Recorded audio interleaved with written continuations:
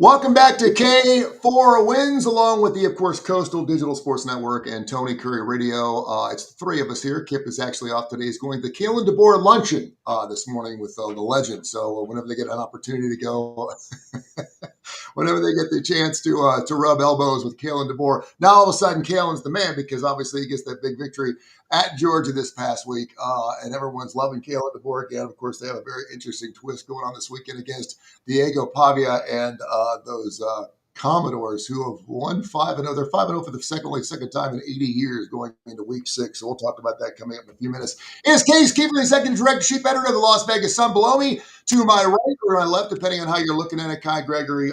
He's a handicapper extraordinary. He's been doing this for nearly 4 decades. He's fantastic. He runs K4Wins.com, K4Wins.com. Before we move on, how are our numbers so far this week? I know we had a lot of Major League Baseball. My Cincinnati Reds, the only team that didn't go 3 games in their series. I know you had LA minus a game and a half. It hurt me.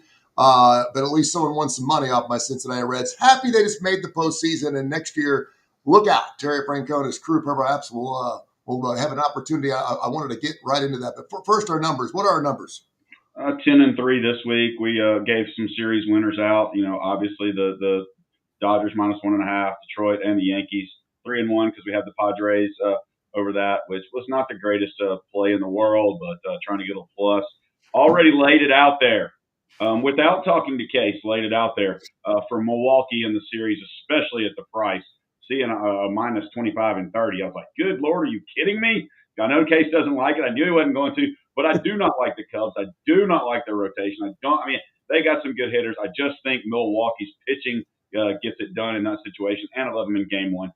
93 and 51 last month. College football, 50 and 18 this year, and year to date, 826 and 444. Case, let's go. Milwaukee, you like it or not? No, I bet Chicago. I think I bet some. I don't remember what price. Maybe like plus 110. I've been skeptical of Milwaukee all year, and I think that I agree that if you poke holes in the Cubs, it's their rotation. But I think despite a 162 game sample, I still think we can get some flukes. I think it's kind of a fluke that Milwaukee finished so much better than them in the standings. And I really think when Milwaukee was at their best, their rotation was really coming together. Now Woodruff's hurt. Peralta's had a great year, but his peripheral numbers, he's kind of overperforming. Obviously I like that they have home field advantage. I think it's going to be really close. I just thought it should be like a pick 'em. And at least when I was digging through the numbers right when they opened, getting the Cubs at a decent plus price was a bet for me.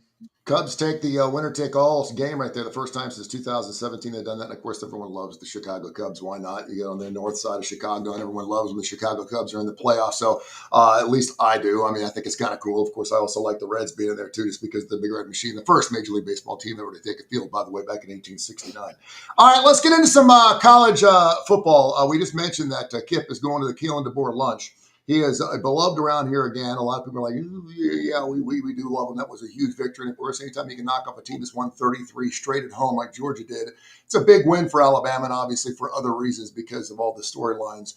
A huge victory for Alabama. Here they come back into Tuscaloosa, into Bryant-Denny, giving up 10.5. That number is stuck throughout the entire week, man. It's been even money on both sides.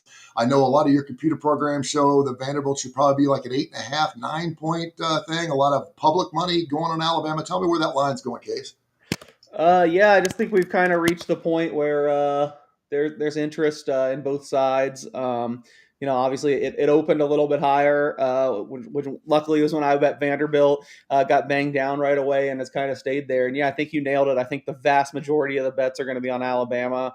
But there's going to be enough big bets, enough little bit sharper action to keep it where it is. I think certainly still, despite all that, this is a big enough game. Alabama, obviously a big enough program that the books will be rooting for Vanderbilt. But it seems like we've kind of reached the right location. I don't think we'll see any huge movement before kickoff. I would say if I think it's going to move any way, I would think maybe even a little bit less. So maybe if you haven't bet Alabama yet, I would probably just wait. I don't think this is going to 2 touchdowns. See if maybe if someone is waiting for those limits to get bumped up one more time and trying to get even more money down on Vanderbilt and maybe try to buy Alabama at even lower. But you're right, it's been pretty stagnant through the week. Kai, your platform obviously has a lot of Alabama fans because you take local action here. They absolutely love Alabama. They play Alabama regardless of what the line's going to be. And I'm assuming they're all loving on Kalen again because they got that victory. Not only that, but they covered this past week against Georgia, and they're giving up 10.5. Everyone buying it down 9.5 and letting it rip. Very, very strange for me looking today. Not a single play on Alabama. The only plays are on Vanderbilt. I hadn't seen it in a long, long, long, long, long time like that. But at the same time, everybody was on Georgia last week, which I couldn't stand. I even said I liked Alabama before. But, it's very weird. I mean, and people think I'm crazy. I still love Alabama in this point. In this spot, I still love it at 10. If I can get it at 9.5, I like it better. I think Alabama is probably going to go over their team total of 34. But I wouldn't be surprised if Vandy hit their team total 22.5 and got there also. But it could very easily be a 35-24 game. I just think Alabama matches up better this year in a huge revenge spot. And who would have thought going into Week 6 that SEC would have 3 top 7 teams that wouldn't be Alabama, Georgia, and LSU? It'd be Ole Miss, Oklahoma, and Texas A&M. Yeah, I mean, it's been crazy. I mean, they're deep this year, and it's pretty amazing. You mentioned that over under too, and I saw a pick earlier in the week. The under, I think it was 56.5 at that point. Something just interesting to remember that Vanderbilt, they've been putting up some plays, but big major plays. They've had some long plays throughout the season, but there's only 5 teams in college football that actually run a slower clock than Vanderbilt. They will use the entire play clock every single time they run the football. In this particular case, they're on the road. They're catching 10.5. They beat them last year. They want to keep the game close. I can certainly see an under happening. I know that you like the over in this particular case, but I'm seeing a lot of unders in that particular case. And Alabama's defense obviously is going to want to short up that based on what happened last year with this particular ball game. So I can see a 24-10, 24-13 game as well. So we'll see what happens in that game. Another game moving big time. Texas, Florida opened up at 6.5. We were talking about all the public money going on Texas only because Texas preseason number 1. They had the Heisman Trophy hopeful, Arch Manning in there. Obviously, things changed in 6 weeks. Now they're playing a team down the swamp who's 1-3, and that line's fell to 4.5. Case, what's going on? Yeah, I'm kind of kicking myself. I didn't see this coming because earlier in the week I bet Texas minus 6.5. I just thought it should be on the other side of 7, but it's been this way every single week. I mean, dating back to, you can't get much money down on the FCS game, so maybe not Long Island, but every other game Florida has played this year, they've just taken an avalanche of action.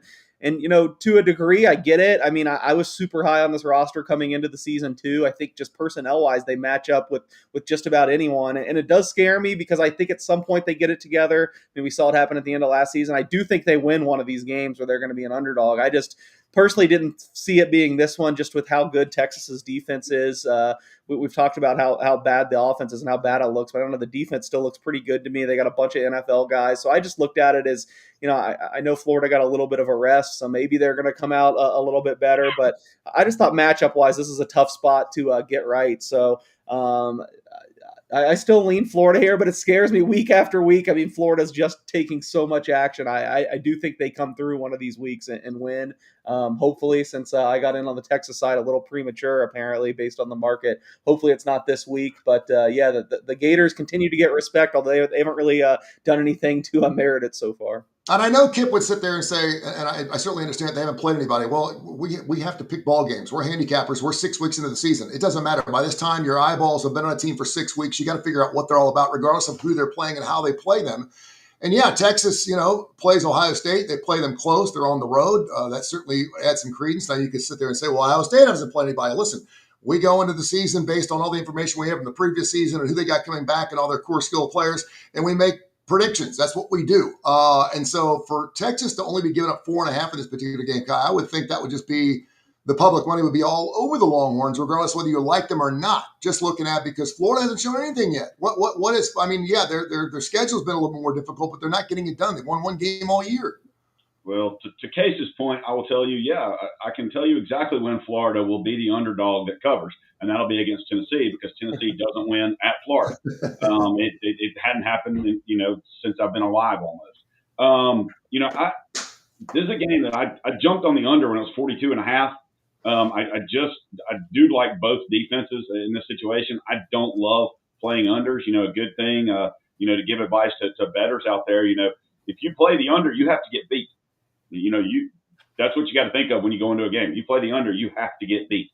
You don't have to win the game. You have to be beat, which is different when you're playing, against the spread, when you're playing overs, anything like that. Just to think about. Well, hold on. What do you mean? What do you mean? What do you mean you have to get beat? You start out under. I mean, you don't have to get to an over. You start out under, so you have to be beat. There has to be 43 points scored in this game for you to lose. It's not something where you're catching, 4, 5, 6 points, or you're. But I can make the point that if I have the over, I'm always in the game too. You can, unless yeah, absolutely. And I can remember back in the day, I can't remember who it was in like 9 overtimes. It might have been Arkansas and Ole Miss, or LSU and Ole Miss, or whatever. And I think I had the over in the game, and it ended in regulation 14-14. And I was in that game, but you're not in that game anymore if you're over-unders in the 50s, because even if they both score and get the 2-point conversion, then once you get to the third overtime, it's only 2 points. So I understand, and I agree that you're kind of always in the game, but you also have to be beat. I just think Florida's defense is good enough to slow down Texas the way Manning has been playing, and Texas is going to come in and want to run the ball. I think they'll have a much better offensive game plan than Florida will. I don't give anything of credence to honor Kip to Sunbelt Billy. But I think the defense for both teams will be there, and I think it's a 21-17 game, best case. I think my old protege, Herb Winches, used to always play the overs. You remember old Herbie? Everyone on this page knows Herb Winches, and he's like, man, always play the over because you're always in the game. But you're right. Now you get that third overtime, you're going to have to get it 4 points at a time, and it just doesn't add up quick enough when it used to be 12 for sure. But yeah, another game, and we're kind of flying around here, so feel free to jump in. We'll actually give our plays here before then. We'll jump into the Major League Baseball schedule as well as the NFL as well. On our show, on the starting lineup yesterday, 3 of the 4 guys were loving themselves some Clemson. Minus 14 against North Carolina, finally saying this is the team that Dabo gets it right. I'm hearing from the inside out. I obviously have a son there. He doesn't work for the organization, but I do know some people that know Dabo really well, that a lot of guys on the team are kind of throwing the towel in, and that they're going to be going into this game like they have the first 4 games, and that is just kind of like lackadaisical. Yeah, we should win this game. Let's go in there. Let's not get injured. Is this the game case that Clemson gets it right, at least giving up, say, 13.5? You want to buy it? I kind of think so, but I thought so last, or not, I don't know. They might have been off last week. I thought so their last game too, and they went out and lost outright. Yeah. I did bet, not a pretty small bet, but I bet Clemson minus 13 at open. I mean, if this continues, it's hard for me to wrap my head around. As down as I was on Clemson coming into the year, I mean, I still would have had their roster quality, and I thought the big hold up with me was I just thought their roster wasn't as good as some of these other schools that have worked the portal for years and just have a higher talent index at this point. Like, the talent on this roster isn't what they were when they were winning national championships. And all that being said, I still would have had them like top 15, 10 to 15 range. So it's hard for me to believe it's fallen off this badly. And North Carolina is just kind of a mess. I really liked them. I think 2 weeks ago playing against UCF, who I think very little of. I think it's kind of a year zero for Scott Frost there. They totally turned over the roster. Don't really have a very impressive personnel, and UNC just got destroyed by UCF. It wasn't even competitive. So I don't know if there's one team that I trust to turn it around more, it's Clemson. I know now it's trending towards like 14.5. I probably wouldn't go that far, but if you want to lay 14, I'd say go for it. But if Clemson has another no-show this week, I might have to ban myself from them, because I've tried to catch I've tried to catch them on the come up now a few weeks in a row, and it seems like your reports it checks out with the eye test. Just seems like something is wrong over there. Someone threw this out at me earlier. The line before the season started in this game was 12, and you would think, wow, it should be a lot higher. No, it's because North Carolina is a lot worse than we thought they were going to be, and Clemson's a lot worse than they're going to be. So it's actually higher than it was during the opening season. Kai, you got a take on this? I mean, I just can't bet on a coach who seems to be better at dating college kids than coaching them. I just can't do it. I knew you'd have something there for sure. Kentucky, Georgia. As we fly around the SEC, the Georgia Bulldogs, obviously, they look really good in the second half. Gave up the goose egg to Alabama. That defense, did they get it right? And all of a sudden, the Kentucky Wildcats coming in between the hedges, catching 20.5. It's been sticking around 20.5, 48.5 is the over-under for the entire game. Kai, the Georgia Bulldogs, did they get right this weekend? I would absolutely love Georgia if it wasn't an 11 o'clock game. Historically, I go back to the same thing I say with Clemson. With Georgia, and it's generally their non-conference games. But at 11 o'clock, they start super slow and suck. I would play, and I think I have not looked at the first half total. That game, I think the total in the game is 48.5. I would probably lean, if you've got a 26-point first half total, I'd lean to the under there. I don't know that Kentucky will score during the game at all, but I just like that game to start slow. Both teams are going to run the ball, and I would go that way. Georgia's going to win the game. I don't think it's going to be, close. I just don't know if I can give up 20. If it was a 2:30 game, a 6 o'clock game, any of that, I would be all over it. But 11 o'clock, I'm just going to play the first half under and go from there.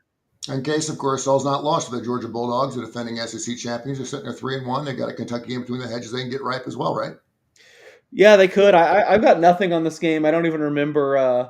If you go to LasVegasSun.com, I handicap every game. I don't even know which side I ended up picking. It would have been a guess either way. I've been super down on Georgia going. I think I picked them in the SEC championship, which went well. And then I was thinking the other day, I've bet against them every single game since, other than like Austin P. And I guess I can go low blow and needle him. He's not here. Kip almost always disagrees with me. He'll say he's not biased when he's picked, but he always picks Georgia. The Alabama game, we really disagreed on Notre Dame last year. So I don't know. I've had a little better read on the Bulldogs than their biggest fan on our show. But here, I don't know what he thinks of this game. I'd be interested. He didn't send anything over. Maybe it's a time to buy Georgia because it's the first time, and like I said, probably 5 or 6 games now where I don't really show value against them. I have this right around where the number is. Looks like once I put a lot of things together, I had it 19.5, maybe a little bit higher than that if you go with my first read. So, man, I don't know. Georgia usually owns Kentucky, but I'm just not as high. I'm just not as high on this year's Bulldogs in the past. I'm not a big Gunnar Stockton guy. Kentucky plays just a good enough defense that I feel like they could hold them in front. I'm just saying a lot to say. I have nothing on this game. I don't really know what direction to go. Well, I love the show. South Carolina did to them. I mean, look what South Carolina did to Kentucky. Who's a better team, Georgia or South Carolina? There's no doubt. Yeah. Yeah. I mean, and I can't, somebody here picked South Carolina for the playoffs. Yeah, and I can't figure out South. Well, I took Kentucky plus the 6 this past week, and all of a sudden South Carolina shows up. I can't figure them out. I'm done. You're right with Beamer ball, man. I'm 0 for 2 on Clemson and South Carolina. I'm just staying off the whole fucking state. Is what I am. I'm just staying away from that entire state of college football because they don't know what the hell they're doing over there.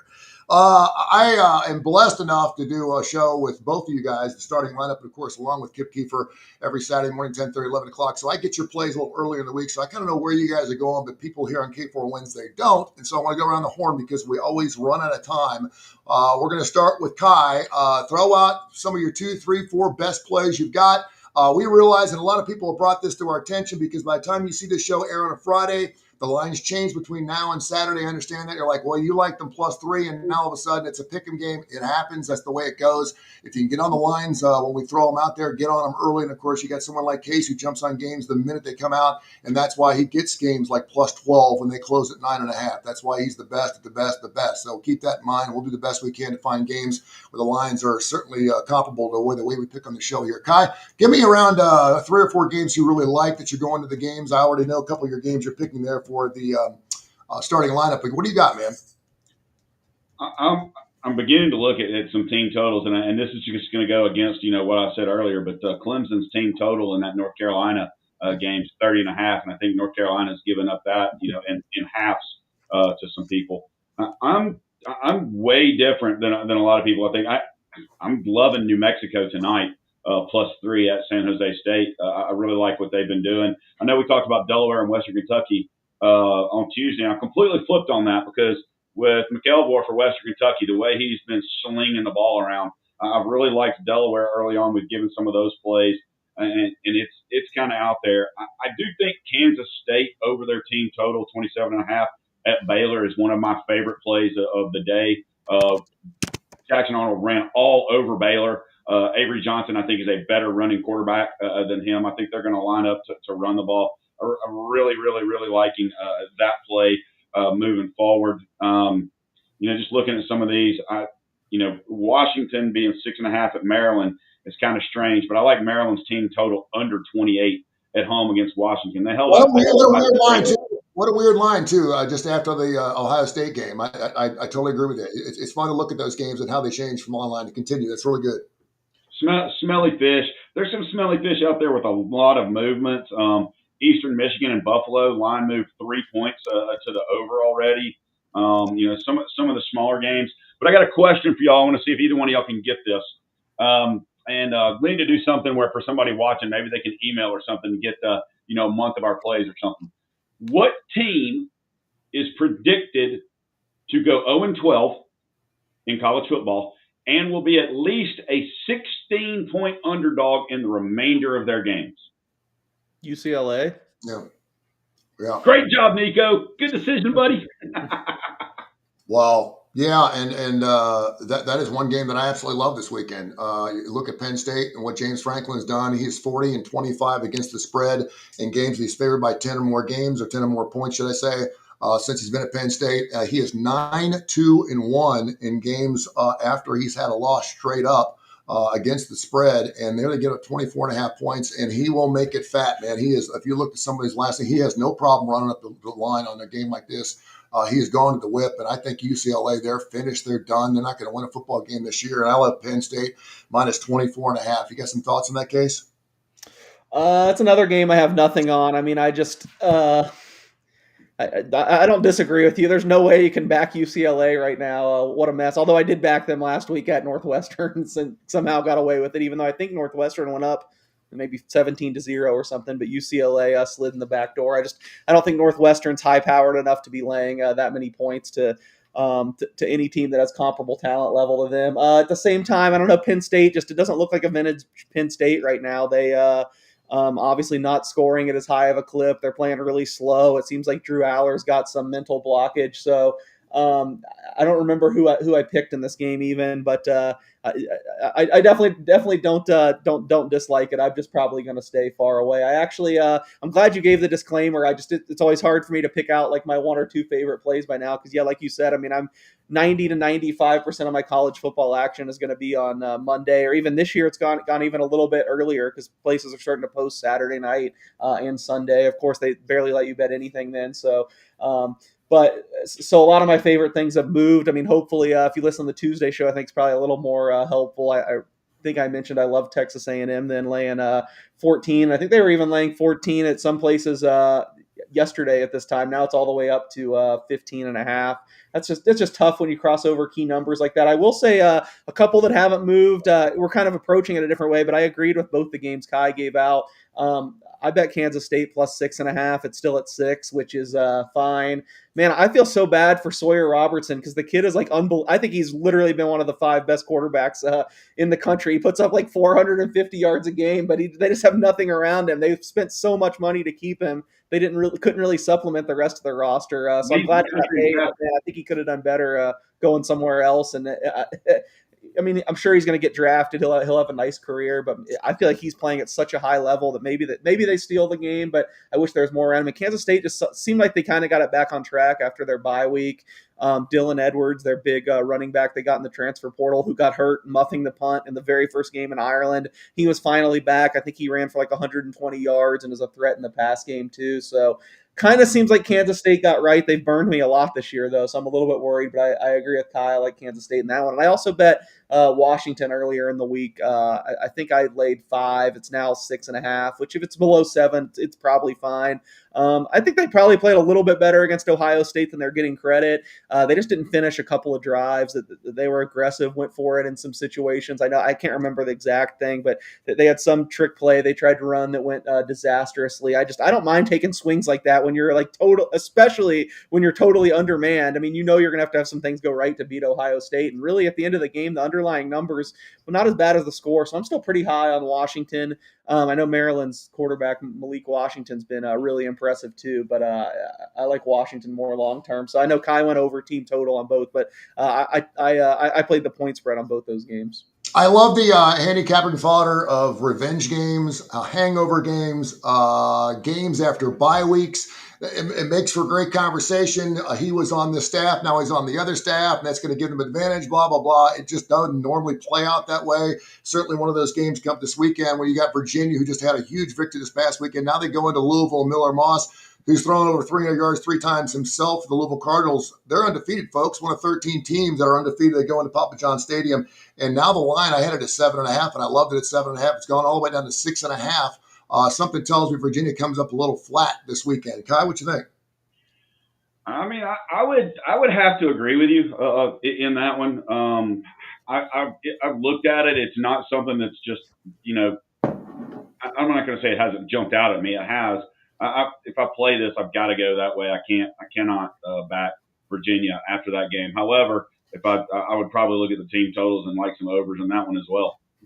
Yeah, that's one of my big plays this weekend. I love the Louisville Cardinals, and I love them minus 6.5. I'm going to jump on it right after the show here. Also, another game that's really interesting. We talked about this on Tuesday. A lot of people aren't talking about this in this part of the country, but they should be. A pair of 4-0 teams, Texas Tech and Houston. That was an 11.5 point ball game, not 1.5, but 1.5. Texas Tech minus 11.5. Has that line moved much? And to have two teams undefeated, I don't care who you played. It's good football at week 6. Yeah, no, it has not moved a ton. Even well, actually, I see a couple places here today. It's 13. It's back to 12.5 at Circa, which is probably taking the biggest bets right now. You mentioned 2 games I know Kip likes. I know Kip is on Louisville with you, and he's also on Houston with me. I bet Houston 12.5, which is still readily available. I mean, this is a game I could absolutely get curb stomped here because Texas Tech has looked incredible. But I don't know. Sometimes it's not every week they're going to look like a national championship contender. I feel like there's going to be ebbs and flows in the season, and I have a lot of respect for the Houston program. I think Willie Fritz has it headed in the right direction. I think Wegman looks really, really good this year. He looks like he's in better shape. He's in an offense that's built around him, and I just look at them being at home. I think I mentioned it on Tuesday, but this is like the program's biggest home game maybe ever. Now they're in a power conference taking on a team that's a huge favorite to win the Big 12. Definitely feel like there's some long tails, as we say, I guess in the statistical community. Like this could go very wrong, and Texas Tech could stomp them. But I just see more outcomes where it's a closer game. I think Texas Tech has a lot of injuries too. I haven't looked since I bet it earlier in the week if Baron Morton, their quarterback, is going to play, but he didn't play the second half against Utah a couple weeks ago. I know the backups played really well. That they have depth everywhere, which is a luxury this time in college football. But you do look at the injuries; they have a lot of guys out. Houston probably a little bit healthier. So, Kip and I are aligned on this one. We both like Houston getting the big number of points. So we'll cross our fingers and hope for the best. K4Wins.com, K4Wins.com, 15-18 in college football so far this year. We've been absolutely on fire, and I love this ABC 3340 thing. They're actually doing a local show. We're actually getting better now that there's a college game dance because Kip Keefer and Tony Curry are live, and of course we're local. Kai Gregory in that case is also on the show with his heaters from the desert every single week, and we are just picking out of our brains. We have, of course, the Kentucky-Georgia game on early, then Alabama-Vanderbilt, then that nighttime game. I love it, man. Saturday night, grilling out. Kids are down for the day. They've been out by the pool doing whatever all day. All of a sudden, you got Miami and FSU, man. I love this matchup. It's always been good. We mentioned, back in the late 80s, early 90s with Larry Coker and the Bobby Bowden days. Whoever won this football game had the inside track to win a national title. If you lost, you were out. And all of a sudden, we've got a little bit more wiggle room when it comes to losses. This game, 4.5, I'm seeing this morning. Kai, is that what you see right now for the Miami Hurricanes? And, of course, that's a team, we'll get to Case last year. That's a team that Case has been all over all year long. Yeah, I got to go backwards for a second. I think the best play in that Houston-Texas Tech game, to me, is Houston over their team total of 19. People don't understand that their offense has been clicking. I know Texas Tech, shut down Utah, okay? Totally different offensive scheme for Houston. I think they get at least 20, 21 points, in minimum. Anyway, Miami matches up, and in my opinion, has better players at every position than Florida. Every single position. There's no way if I play this game, I'm not taking Miami. I get it's at Florida State. Florida State's had their big game against Alabama. Florida State's coming off a loss against Virginia. Oh, this line's dropping. Oh, it's perfect spot. It's perfect spot. It's perfect spot. Miami by 10. Case, you've been on them all year long. I hope he's right. I'm not on anything in this game. I'm really leveraged Miami futures everywhere. I totally agree that Miami's personnel just blows away Florida State's, in my opinion. But I would have said that week 1 too, and we saw what Florida State did to Alabama back then. I also feel like it is kind of a throwback, and you said it used to be one team is eliminated. I know it's probably not quite that, but I feel like Florida State really, really needs to win this game, or they're all but eliminated. I know it would still only be 2 losses, but you just look at the rest of their schedule with how down Clemson is, and some of the other games that you thought would be decent wins. Just called it up, like Virginia Tech is terrible, Stanford's terrible. Like, this is kind of their last chance to really firm up their resume. I think they're going to need some chaos to get into the playoff if they have 2 losses, even with the Alabama win. So the spot to me does kind of favor Florida State. I mentioned on Tuesday I'm worried about Carson. I want to see how Carson Beck throws. Maybe, it's not something I do a lot, but some people are really good at live betting and they swear by it. There's certain games though where I see the merit in it. Maybe this is a game where you kind of see how it goes early and decide if you want to live bet it, because Florida State kind of has that weird rushing attack under Gus Malzahn. Obviously, I feel like Miami should be able to handle it because they're so good on the defensive front, but maybe you see a possession or two, see how they're doing with that, and see how Carson Beck's throwing the ball. If he's only throwing it 5 yards from the line of scrimmage again, maybe there's alarm bells. But if they and I'm sure they've heard that everyone freaking out about it. It's been a lot of the Miami fans wondering if his elbow's okay. If they come out and they're chucking it downfield to prove a point, then maybe you feel a little bit safer diving in with Miami. But the number's right about what I made it. I'm just going to lean back on all the hurricane stuff I have long term and hope Kai is right and they can cruise in this game. If you are looking for inside information, you're trying to find someone that's got something from the locker room or whatever, I do have a little nugget here for what it's worth, and it's hard to do that because they're 2-2, and obviously this is going to be the game of the year for Trent Dilfer and the UAB Blazers. It is. If he wins this game, he's 3-2, and he's got a chance to go over his 4.5 and possibly make a bowl game. This is the only way he's going to make a bowl game, is to win these type of games. That line up at a 7.5 is now down to 6.5, and what I'm hearing is because the Gov showed down, and of course they are no longer in business. Way to go, senators and House members. We appreciate all the hard work you're doing for us here as citizens of the United States of America. That Army is just demoralized. Now, I'm also hearing that UAB is not in the best of spots either. I hear Trent Dilfer is up to about here with, of course, not only his coaching staff, but people inside the organization of UAB. They're catching 6.5. I did play the under 57.5 when this game opened up. It's down to 56.5 right now. So if you're looking for something to play, you're going to be in town, you're going to Protective 11 o'clock tomorrow morning, and you want to see some light. And by the way, they're giving away football tickets for that game. Go down there and check it out. It should be a beautiful day. Be checking out some college football, UAB, plus the 6.5, maybe up to the 7 against Army going on. Kai, you also picked on our show Iowa State. The Cyclones, 5-0, one of 13 teams still undefeated going into Bearcat land in Cincinnati. And that's another one of those, wait a minute, they're undefeated and they're catching 1.5 at the Bearcats. Is that correct? Cincinnati's been playing well. And, this is a tough game for Iowa State. And, I could see it either way. I would be interested to see what Case's number is on that game. But early game going into Cincinnati, it's not like I think Iowa State's going to go in there and win by 14. They have been the one score, one possession, kings lately. I just trust Rocco Beck in this situation. The Iowa defense. I think I saw the Iowa State defense. I think I saw a stat the other day where they haven't scored, I think, like over 21, 22, 23 points, but they also don't give up more than 16. So it's probably going to be a low-scoring game. If it gets up to the total, which is 55, then that's not a good thing for Iowa State. They don't need an up-and-down game. They need to play, ball control, their type of game. Leave the game in Rocco Beck's hands and go that way. And I will tell you, Tony, if you're going to bet that UAB game, I would have to go with you. Take the points. What I don't understand, and this is strictly to Birmingham, so everybody else listening, just give me 20 seconds on this. Why is the mayor asking the city council for $200,000 to buy tickets to UAB games when they're giving damn tickets away? Yeah. Well, you can still go to the website and buy tickets. They would like you to go to UABsports.com and buy the tickets. But yeah, city council buying a bunch of tickets. This is one of those. By the way, this is something that they arranged prior to the season, where they go in at least one game. It is Armed Forces Day down there at UAB, so they're going to be recognizing. And here's the part that just absolutely sucks. No flyover tomorrow. They're supposed to have a huge air flyer. I'm friends with some of the guys down at the 127 Air Refuelers, and they were really looking forward to having a massive flyover tomorrow. It was going to be broadcast on TV. It's on ESPNU. It's going to be a national televised game. And as of right now, no flyover because these dumbasses can't figure out the budget for the United States of America, which just sucks. And you talk about the little things that affect, and again, I know we do a game here and you guys probably don't give a shit, but none of the Army kids get to go. The band doesn't get to go. The cheerleaders don't get to go. The fan section doesn't get to go. It's just the team.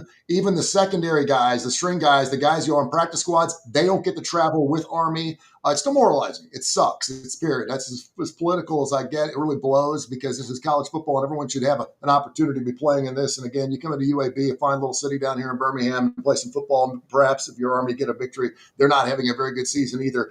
But that should be interesting. Another Armed Forces team that is doing really, really well is Navy. They've got an interesting ball game this weekend. They're 4-0 as well, Case, since we're on the Armed Forces. What's your thoughts on the Naval Academy this weekend? Yeah, we've seen them take some action too. Unfortunately, both these games are games where I do have the better of the number. I think you might have dropped on Tuesday, Tony, but you were talking about UAB, and I did bet UAB plus 7.5 in that game. I think going to 6.5 is a little bit to me even pump the brakes, but if it goes to 7, I've just been betting against Army all year. I think they're kind of in a rebuild. I think people are slow to catch on when these service academies are in a rebuild, as they're usually so consistent. Air Force is a team I've been dead wrong about. I was really high on them coming into the year. I thought they could challenge for the Mountain West, and it's just defensively, they're one of the worst teams in the nation. I mean, they just cannot stop anyone. So I jumped on a smaller bet, but I jumped on Navy minus 10.5 because I never really trust my numbers with service academies either, just because obviously they run different offenses and they play so slow that I feel like they kind of throw the normal the normal success rate and analytics out of whack. But I made it Navy minus 16 again. So it seems like a gigantic delta that I should have made a huge bet on it. But again, I don't trust my numbers on these games because they play a little bit weird. Obviously there's the trend everyone cites that these games against each other, they've gone under on like a 90% clip for the last 20 years. So if it's going to go under, it's going to be tough to cover the 16, but just on paper, this looks like one of the bigger mismatches between these two schools in a while. I mean, Air Force just can't stop anyone. Navy is a super dynamic player for the second straight year in Blake Horvath. So at 12.5, which I see right now, it'd still be a lean to Navy. I would just tread lightly because the service academy games kind of play strange. And if UAB gets back to 7, I might like that better than anything in this game. And I know since Kai asked, I haven't bet the Cincinnati game. I slightly leaned the other way. I made it Cincinnati minus 1, which is right where the numbers is. I am a little bit worried. I do know Iowa State's offense has come through and made the plays when they need to, made the drives, but I really think they've been more defensively led this year. You look, their defense has been so good, and they have a lot of guys hurt there. I think they have like 3 other starting 4 defensive backs aren't going to play. Sorsby hasn't been great for Cincinnati, but he can get it done too. So nothing there for me. I get it that Iowa State just seems super trustworthy when you have to have it. This might be another game where they have to have it. I do think it'll be close coming down to the wire. You got a boy in the Armed Forces, Kai. We thank him for all of his service. You have any thoughts on any of the Armed Forces games this weekend? Yeah, I jumped on Navy early, got him at 10, and I actually bought it to 9.5 because I could when it came out because I just like getting off that key number. I don't necessarily buy to tie, but I'll buy for a win in a heartbeat. And sometimes, people say never buy for a tie. Well, if you buy and you get the tie, then you didn't lose. So it's a pretty good buy, in my opinion. Anyway, moving on. I think it helps Navy with all the things that you were just saying about the Army people not being able to travel. Well, it's at Navy, so all those guys are there. So the Air Force is not going to be able to travel as well either. It was something when the shutdown came that I backed off a little bit and said, should I buy out of this? Does it change anything? I don't think it really changes anything with the, at least the first string, all those different things. But the Air Force is not going to have their fans there, like you're talking about, their cheerleaders, the band, whatnot. So that, and it is a little bit of a drive from, Denver to the Naval Academy. And it's obviously a flight. But, yeah, I would have to trust Blake Horvath in this situation, and the fact that just like Case was talking about, Air Force's defense seems to suck. Yeah, and Blake Horvath, I've been watching him the last couple of years. Last year he was fantastic. He's fun to watch, man. He is fun. I don't know if you remember last year somebody on this podcast was all over Navy and even took them plus 14 at Notre Dame and was talking about how great Navy was, and then the other 3 people on the podcast was like, "You're an idiot. Navy has no chance," and I was an idiot.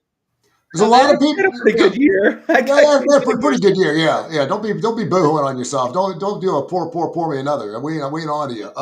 You know what? Since you brought up Notre Dame too, a team that you actually had going to the playoffs, Boise State.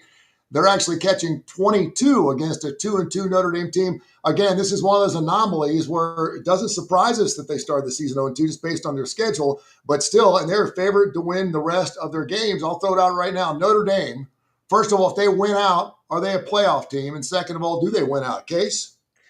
If good thing Kip's not here. I don't know how you guys will respond, but Kip would be shaking his head and mad at me. If you're a playoff team right now, you better hope Notre Dame doesn't not lose a game and get into the playoffs. I think they're the team no one should want to play. I mean, they almost won their though. It took a meltdown against Texas A&M, and they almost beat Miami in Miami with breaking in a new quarterback and all these new players kind of banged up. To me, it seems like they're so good at every position. I think they're really a terrifying force. I feel like if they went out, they probably get in. I think you look at the betting market, and it's still like almost a pick 'em for them to do it. I feel like all these other teams are so close that I know I kind of said the opposite with Florida State. I said Florida State would need some chaos, but I kind of feel like some chaos is going to happen. And then we still know they're the brand name. We still know money talks. I feel like people are going to want to watch them. So I feel like if they went out, they will be in. And I know it's hard to say right now the team's going to win 7 or 8 games, but I'm as high on Notre Dame right now as any team in the nation, and I think they could be a real force if they get in, and I definitely see a path to it happening. Well, it should tell you something. Obviously, a 2-2 team giving up 22 points to a team. 100% agree. Yeah. 100% agree. Anybody else got anything else that you want to throw out that was on the show or anything else on? Obviously, we have a lot of plays that we want to put up on K4Wins.com. K4Wins, we don't blow our entire wad here in the show, but we've given you plenty to play, including lots of teams totals as well. But anything else before we jump into the National Football League or MLB, you guys? Well, I mean, that Western Michigan game that I told you about, that's strictly a bet against UMass, who is one of the top or one of the bottom 3 teams in the country, in my opinion. And Western Michigan is not horrible offensively. But I think that Notre Dame Boise game is definitely an elimination game. And if you recall, looking back to last year also, when Notre Dame stomped Arkansas on their way to winning however many in a row they won and get in the playoffs, I think this is the same setup for them. And I think they continue to go. And in prize picks, Jeremiah Love's over is 1.5 on touchdowns. I think Love gets 3 touchdowns again this weekend and moves forward in his Heisman campaign.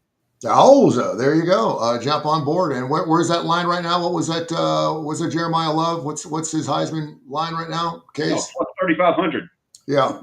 Why not? Blow it up and put everything you can on there. All right, let's go to the National Football League. Had an interesting game last night. I thought maybe the Rams. I like that 8. I always look at lines like that because obviously that 8 line, that 8 number is a big number, and a lot of people are going to be taking the other side just because it's at that break number 7. And obviously they didn't get it done. San Francisco looked fantastic last night. They get it done 26-23. Now we get into the weekend of great National Football League plays. Let's start with the man who's actually in the locker room with his Las Vegas Raiders, not because he plays for them, because he writes about them. The Raiders playing the Colts on the road. And of course, that Colts dream continues. They're 3-1 in the season. The Raiders 1-3. What do you expect from your Las Vegas Raiders this weekend? Yeah, well, first of all, last night was painful. If you watched the show on Tuesday, just to give an update, I was I wouldn't say patting myself on the back, but pretty excited. I had Rams -3 from an early line posted, and I mentioned that it had gone so far. Even at that time, I think it was only like 6.5 or 7. I said if it kept going, I was going to buy some back on the 49ers and shoot for a middle. Just I couldn't get it that high, even with the 49ers having all the injuries. Well, of course I didn't, so I end up just losing the Rams bet. I'm honestly not a big middler or hedger by nature. I know Kip likes to play up or loves when I do it and do it successfully, but when I had a number that just aged that well, and clearly there was a ton of interest in the Rams with the 49ers having no one, I ended up not doing it. And yeah, last night ended up being a big loser for me, unfortunately, which is too bad when you beat the market that big. As far as the Colts Raiders game, the Raiders, I think one of the most concerning parts of their early season starting 1-3, is the fact that in all 4 of these games, they've had the healthier side. They hadn't really had a ton of injuries, although I do know, Brock Bowers has been limited and not himself, which hurts. But that kind of flips this week. They're pretty banged up on the final drive where they got the field goal block to lose against the Bears last week. Colton Miller, their great left tackle, really the only guy who's been able to block it all, went down with a high ankle sprain, a hairline fracture. He's not going to play. play. The other big weakness on the team has been the secondary. Their top cornerback, Eric Stokes, hurt his knee with a knee sprain. Sounds like he's going to play, but I mean, we've seen it with Bowers, who I just talked about, that if you play through these knee sprains, you're not always yourself. So it really concerns me that they might be even weaker in two of those spots. I still see a couple 6.5s out there. If you could get the 6.5, I would lean laying it with the Colts. I mean, not lean. I bet it myself. 6.5 to 7, such a big move that even at 7, I don't feel great about laying the 7 with the Colts. I still long term kind of want to sell on the Colts. I feel like people are getting a little too excited about them. They did play really well last week at the Rams, but maybe we're too high on the Rams. If you saw last week, last night they couldn't beat the B team of the 49ers. And other than that, I mean, they beat the Broncos on a leverage call at the end of the game where they got a second field goal, and they beat up on the Dolphins and the Titans, who are 2 of the 10 worst teams in the league. So the Colts I'm still not totally sold on, but I'm just really worried about the Raiders injury-wise this week, and I don't think Ashton Genty is going to have the type of game he did against the Bears. The Bears have the worst rush defense in the league. I think the Colts will really try to make Geno Smith beat them, and he's capable. I mean, historically, he's played well indoors, but I'm just worried about the Raiders' injury situation. So never Raiders, maybe Colts. It's a leverage call, one of the dumbest calls I've ever seen in my life. I hate that call. I hate the leverage call. I hate that, particularly when it decides a football game. I can't believe it. But after this weekend, either the Texans or the Ravens are going to be 1-4. I don't know if teams going 1-4 has made the playoffs. And both the Texans and, of course, the Ravens are 2 teams a lot of people were high on. What do you see in that ball game? Yeah, I mean, I was high as a kite on Baltimore before the season. One of my largest bets was them over 11.5, and now they got to win 11 of 12 games to get there. That's really encouraging for my bets. I'm all over Indiana Jones and the Indianapolis Colts. I think they absolutely destroy Vegas this week. I'll be shocked if it's below 14 points. I'm super high on the Colts since week 1, since Indiana Jones came in, one game won. They're showing out. He's showing up. Absolutely love him. And Pete Carroll's a joke. So anyway, moving on. There's some other games really like Mark that 46 minutes into the show. We may have to use that. Go ahead. I mean, there's a reason why we had. I think we're seeing, and fortunately I toned it down, but I was big on this in like January and March when these guys are getting hired. There's a reason why coaches don't coach into their 70s, and I think we're kind of seeing it backfire with Carroll and Belichick. I mean, the Raiders have just not looked. The big talk with this Raiders team was they're going to be different this year. They're going to be sharp and buttoned up and not do the dumb stuff. They do not look like a well-coached team, and neither does North Carolina with Bill Belichick for that sample size. So I really, a game that's sticking out to me, which I don't know why, because I mean I just don't understand the line movement. Tyreek Hill goes down, he's out. Carolina opens as a 1.5-point favorite, and now Miami's a 1.5-point favorite at Carolina. A 3-point line move does not happen often in the NFL during the middle of the week. What the hell's going on, Case?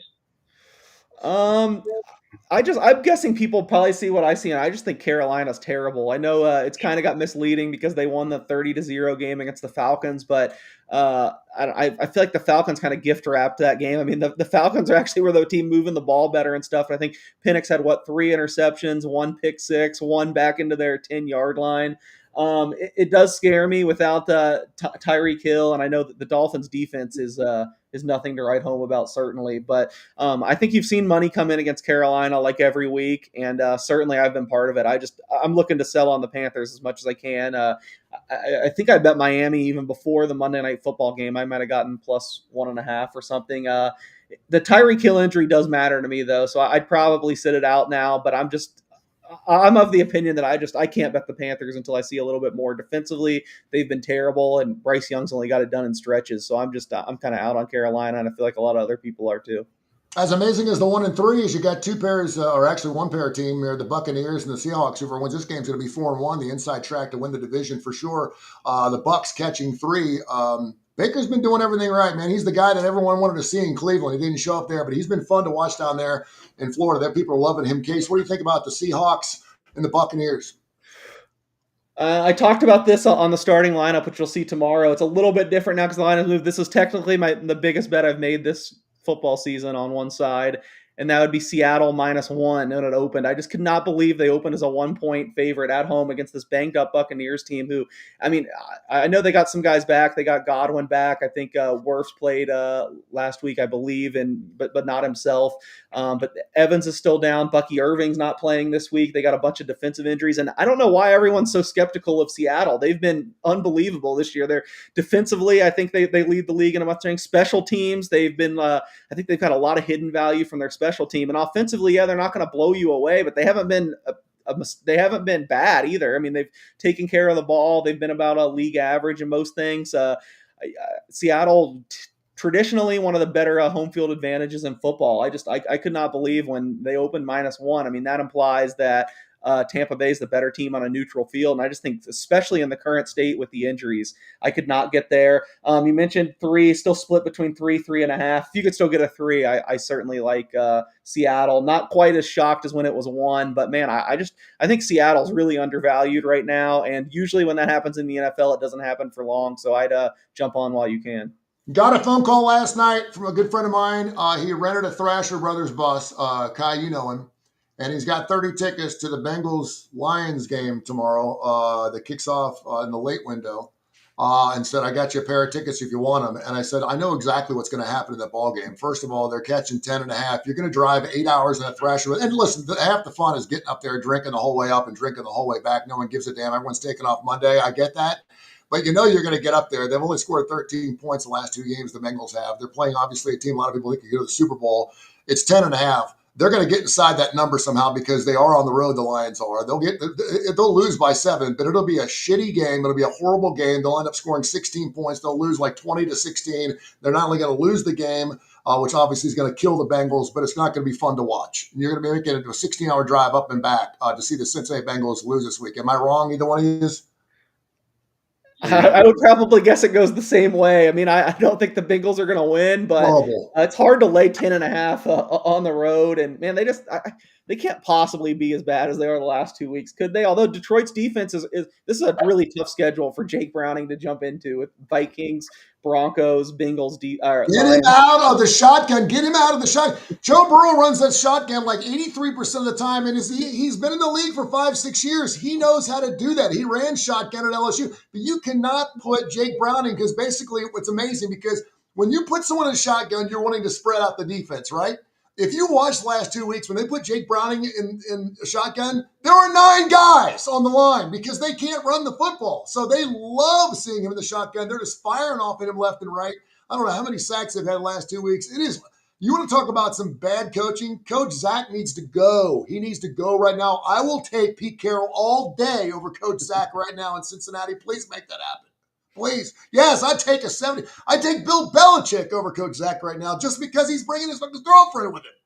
All right, we got to move you from talking out of your ass onto another, another subject or anything. I do the line's moving where I want it to because I like the under in this game, and everything says I'm crazy, but I like the under because 2 teams is meh. I don't know. Now Jake Browning could show up, and if Jake Browning puts up 28, then it's not going to go under because Detroit will go back and forth with them. But I think Detroit will be just fine running the ball in this game against Cincinnati and winning the game 21-10, and they'd be happy.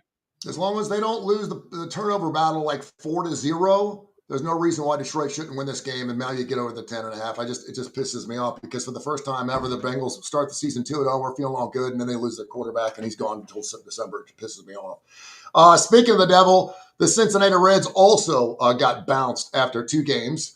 Against the LA Dodgers. I know you had the Dodgers -1.5 games, and you picked up that bet, Kai. So very nice. You're a baseball guy. Tell us where we're at in Major League Baseball, and of course, all the leagues or all the series going into Game 3s, which is really exciting. I got to be honest with you. I'm not saying this because the Reds just lost 2-0, but I would like to see if you're going to play a 162 game schedule, just go 5-game series or 7-game series right off the bat. Because if you do play a short series and you're bouncing the LA Dodgers, they didn't.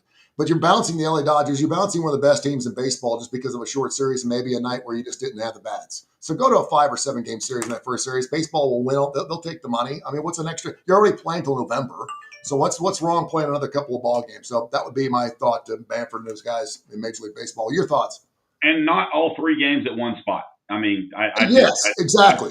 I just Go think that's stupid. go 2-2-1. Go 2-2-1. Be done with it. Well, if you're going to play 3, go 1-1-1. I mean, I don't really care.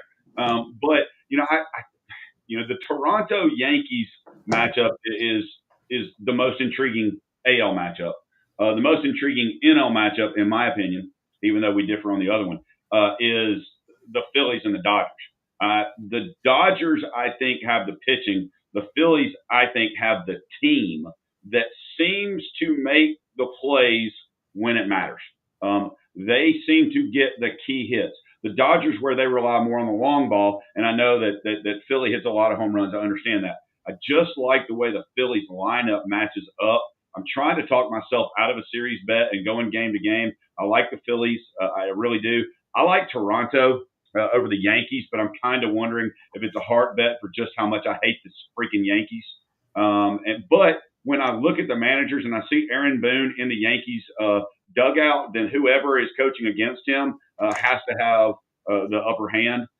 So I like that. Like I said, I love Milwaukee, but I've loved what Milwaukee's done all season. They've had some bad runs, but during the season, they have looked like one of the best teams in Major League Baseball to me. And the other one, which I think is not going to go very long, is Seattle. I think Seattle rolls quickly. Maybe not a sweep, but pretty damn close. All right, K4Wins.com, K4Wins.com. Go to the website, pick of the patches, get after it. And of course, certainly listen to our shows every Tuesday and Friday right here at 10 o'clock Central on the Digital Sports Network here at Coastal. They do wonderful work. And of course, also Tony Curry Radio. Gentlemen, it is showtime. We've got another great Saturday of college football, professional football, and Major League Baseball. We'll be back into it on Tuesday. Thank you so much for your time. I appreciate you. Thank you, Angel. Appreciate you, man.